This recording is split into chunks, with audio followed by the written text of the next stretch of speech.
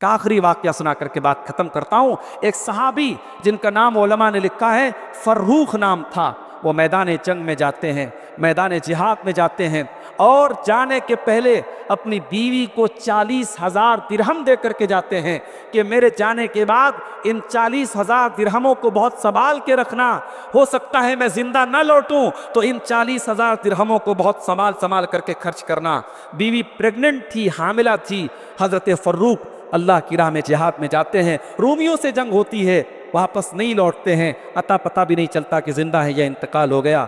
बीवी के घर में बच्चा पैदा होता है और बच्चे का नाम रबिया रखा जाता है। और बीवी अपने इस बच्चे को, वो औरत अपने इस बच्चे को बड़ी मेहनतों से, बड़ी मोहब्बतों से पालती है और अपने नबी की हदीसों का हाफिज बनाती है, आलिम बनाती है। ये बेटा जब बड़ा होता है अपने दौर का बहुत बड़ा मुहद्दिस बनता है। इमाम रबियतुर राय के नाम से जाना जाता है, ताबईन में उनका शुमार होता है, बड़े उलमा में उनका शुमार होता है।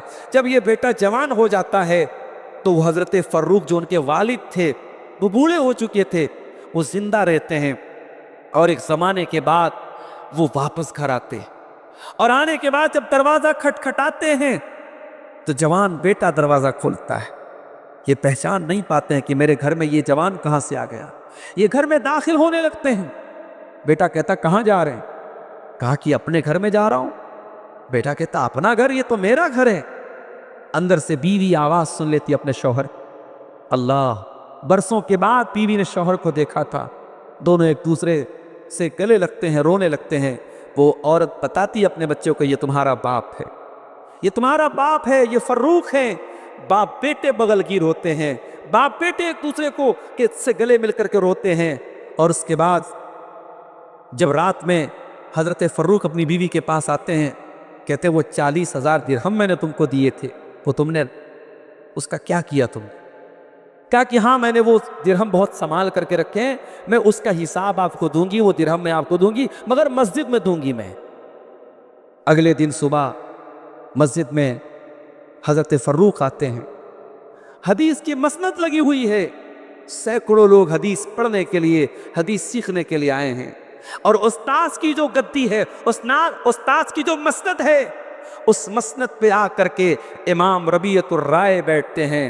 फर्रुख अपने बेटे को जब इल्म हदीस पढ़ाते हुए देखते हैं, आंखों से आंसू बहने लगते हैं। अपनी बीवी से कहते कि ऐ मेरी बीवी, मैंने जंग के मैदानों में यही दुआ की थी कि अल्लाह मुझे बेटा हो तो ऐसा बेटा हो जो तेरे नबी की हदीसों का आलिम बने, तेरे नबी की हदीसों का हाफिज बने, दुनिया को तेरे नबी की सुन्नतें सिखाए, तेरे नबी की हदीसें सिखाए। आज मेरा वो सपना साकार हो गया, मेरा वो ख्वाब पूरा हो गया। मेरा बेटा आज हदीस का उस्ताद है, आज मुहद्दिस है, हदीसें पढ़ा रहा है, हदीसें सिखा रहा है।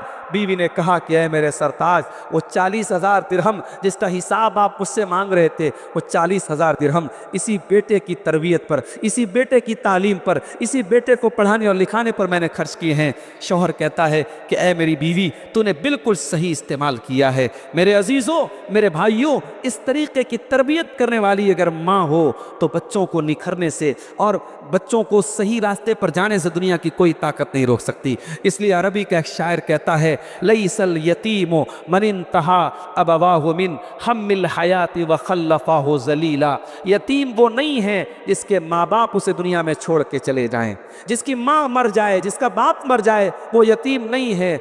इन्नल यतीम हुवल्लज़ी इन्नल यतीमा हुवल्लज़ी तलक़ा लहू उम्मन तखल्लत औ अबम मशगूला। यतीम वो इंसान है जिसकी माँ के पास उसके लिए टाइम ना हो, जिसके बाप के पास उसके लिए टाइम ना हो। मेरे भाइयों, अगर साहिब औलाद हो, बीवी बच्चे वाले हो, तो बच्चों के लिए वक्त निकालो, अल्लाह के वास्ते वक्त निकालो, बच्चों की तरबियत के लिए वक्त निकालो। मेरी बहनों, मेरी माओ, अपनी बच्चियों के लिए टाइम निकालो। अपनी बच्चियों को बचपन से पर्दादार बनाओ, हयादार बनाओ, दीन का शऊर दो, दीन का इल्म दो।